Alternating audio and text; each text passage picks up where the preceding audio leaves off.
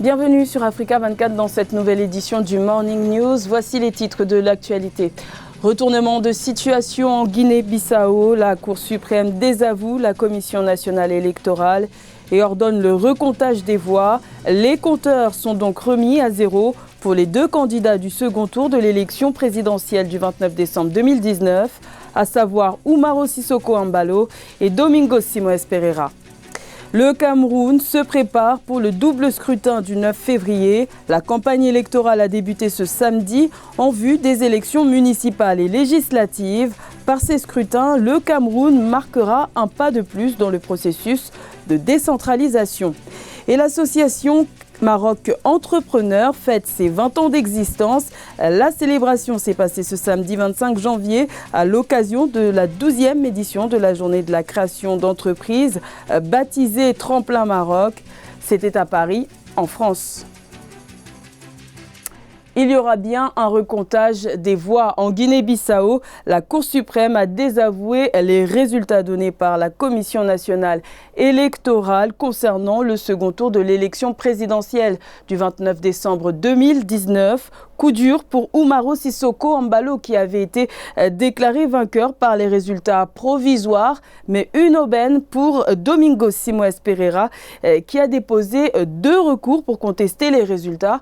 Reportage de nos envoyés spéciaux, Babi Lasboton, Richard Togbe, Paul de Singwe, commentaire Grazela Tchakounte. Rebondissement en Guinée-Bissau.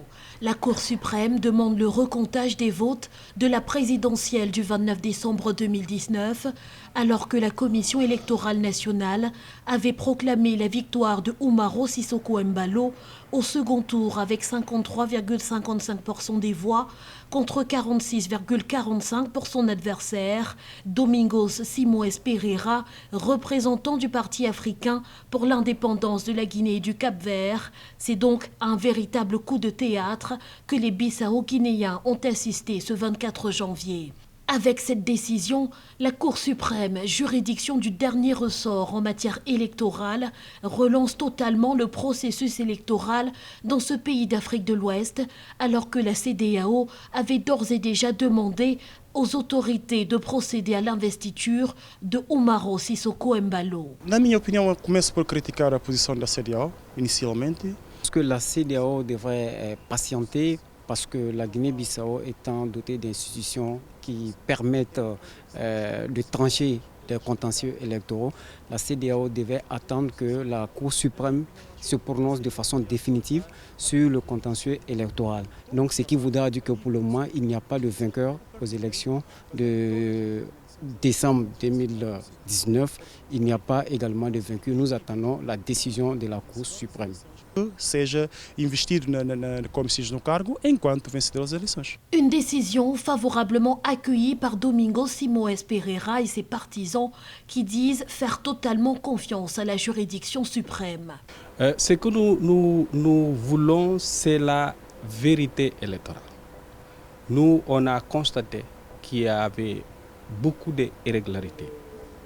Et même la manque de procès-verbaux, nous, on n'avait pas constaté. Mais après, on a constaté qu'il n'y avait même pas un procès verbal, qu'il n'y avait pas un apurement national. Le recomptage des voix ordonné par la Cour suprême bissau-guinéenne avec une vérification approfondie des procès-verbaux pourrait commencer vraisemblablement ce lundi. Pour de nombreux observateurs, ils sont susceptibles de remettre en cause la victoire de Umaro Sissoco Embalo en faveur de son challenger, le Premier ministre Domingos Simões Pereira, qui n'a jamais accepté sa défaite électorale.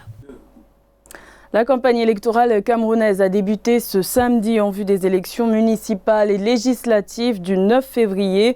2 scrutins qui marqueront un pas de plus dans le processus de décentralisation, mais boycottés par le principal parti d'opposition, le Mouvement pour la Renaissance du Cameroun. 35 partis politiques sont néanmoins en lice pour les élections législatives. Rien que pour la région du littoral, 15 formations politiques sont en course.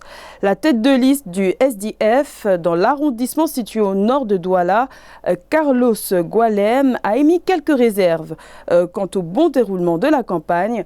Je vous propose de l'écouter. Le SDF entre dans cette campagne de façon sereine, mais il faut dire que la campagne elle-même s'ouvre dans un climat malsain, entretenu par le maire sortant, qui a envoyé ses sbires et ses gros bras détruire les affiches du SDF à la mairie et qui les a remplacées par ses propres affiches. Nous sommes porteurs d'un projet qui porte sur le développement économique, social, mais également qui a pour ambition d'améliorer les conditions de vie de nos concitoyens.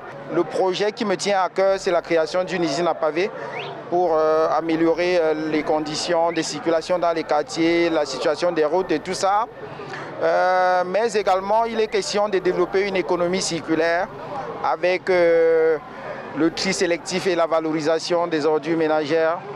Et nous notons également depuis environ 5 ans que les activités économiques dans notre commune ont des difficultés à cause de la pression fiscale qui pèse sur nos concitoyens. Également dans l'actualité, des centaines de Gambiens victimes du régime de l'ancien président Yaya Jammeh ont manifesté ce samedi dans les rues de Banjul pour réclamer justice. Les manifestants ont arboré des photos de victimes assassinées et de proches disparus. Cette mobilisation s'inscrit dans un contexte où les auditions de la commission Vérité et Réconciliation ont repris le 20 janvier.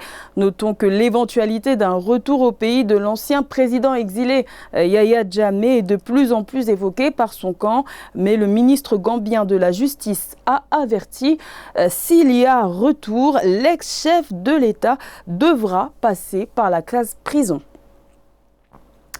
La Guinée est dans l'attente d'une date pour la tenue du référendum constitutionnel annoncé par le président Alpha Condé. L'échéance devrait être connue dans les prochains jours, alors que de son côté, l'opposition continue de protester contre ce qu'elle qualifie de manœuvre du chef de l'État en vue de briguer un 3e mandat. Plus de détails avec Aïssa Toubari. La tension ne fait qu'augmenter en Guinée. Il annonce dans les jours à venir de la tenue du référendum risque d'accroître les tensions déjà vives dans le pays.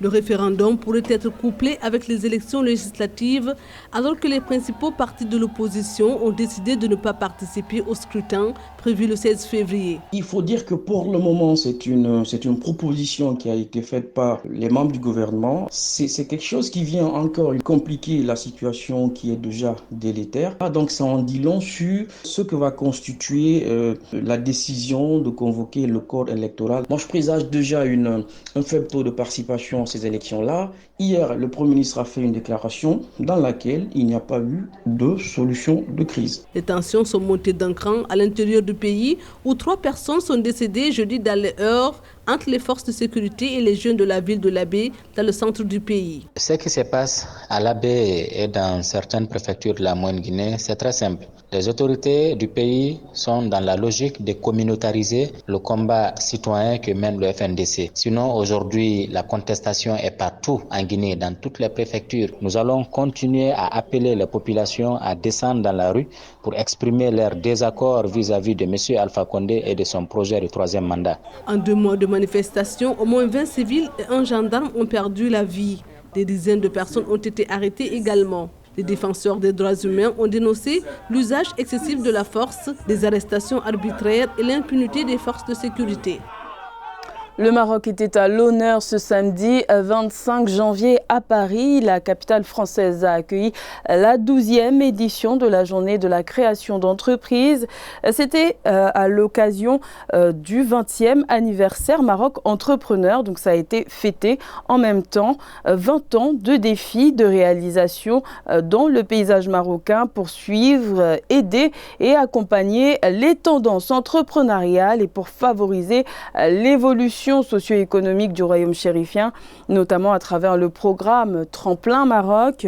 Le point sur la portée de ces actions avec la présidente de l'association Maroc Entrepreneur, Bouchra Bayed.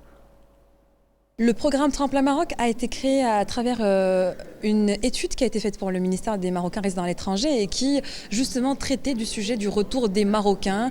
Le besoin était très fort et très demandé en termes de formation et d'accompagnement. Donc nous accompagnons des porteurs de projets qui souhaitent créer leur entreprise au Maroc, plus globalement en Afrique. Nous avons eu des différents projets dans différents domaines, que ce soit dans les technologies, les télécommunications, les énergies renouvelables, ou encore tout ce qui concerne l'ESS. Aujourd'hui, nous avons différents profils et une formation qui dure 8 mois gratuitement à travers un cabinet qui nous accompagne, qui s'appelle IMC Globus. Ce cabinet va dispenser pendant 8 mois, plusieurs samedis par mois, à une dizaine d'entrepreneurs qui souhaitent créer leur entreprise au Maroc. Une formation sur l'étude de marché du marché marocain, l'étude financière. Elle va également les aider à monter leur business plan et définir leur business model, leurs produits et leurs services. L'Afrique serait-elle en train de payer son manque d'investissement dans la cybersécurité? La cybercriminalité coûte près de 3,5 milliards d'euros par an au continent. 85% des banques africaines subsahariennes ont d'ailleurs déclaré avoir été victimes de cyberattaques ayant entraîné des dommages. Les explications de ce phénomène avec Nathalie Moho et Amenedj. En Afrique subsaharienne, les banques restent très vulnérables aux cyberattaques. 85% des établissements financiers opérant en Afrique centrale et en Afrique de l'Ouest sont victimes d'attaques virtuelles répétées. Pourtant, seuls 6% de ces incidents sont répertoriés par les agents de sécurité des banques. Conséquence, le coût d'une attaque perpétrée sur un ordinateur peut atteindre les 9 000 euros. Lorsqu'on entre dans le processus de digitalisation, il pourrait y avoir des failles et la cybercriminalité est une activité permanente. Pour des observateurs, le fait que l'Afrique subsaharienne ne perde que 3,5 milliards d'euros par an contre 528 milliards d'euros au niveau mondial n'est pas une preuve de résilience face aux cyberattaques. Malgré la mise sur pied de systèmes de contrôle comme des pare-feux et des protocoles définis par les banques centrales, les risques demeurent. Seule issue, la sensibilisation des usagers qui violent des règles de sécurité par ignorance. Les banques font beaucoup d'efforts. Elles informent les clients des attitudes à ne pas avoir. Par exemple, ne pas partager son mot de passe, ne pas utiliser des connexions insécurisées. Dans le système bancaire africain, les cyberattaques sont généralement perpétrées par hameçonnage ou par fraude sur les cartes bancaires, par intrusion dans les systèmes d'information à respectivement 30% chacune. Les autres fraudes consistent en fuite d'informations, usurpation d'identité ou fraude par transfert d'argent. C'était le journal de la rédaction. Merci de l'avoir suivi. L'information continue sur Africa 24.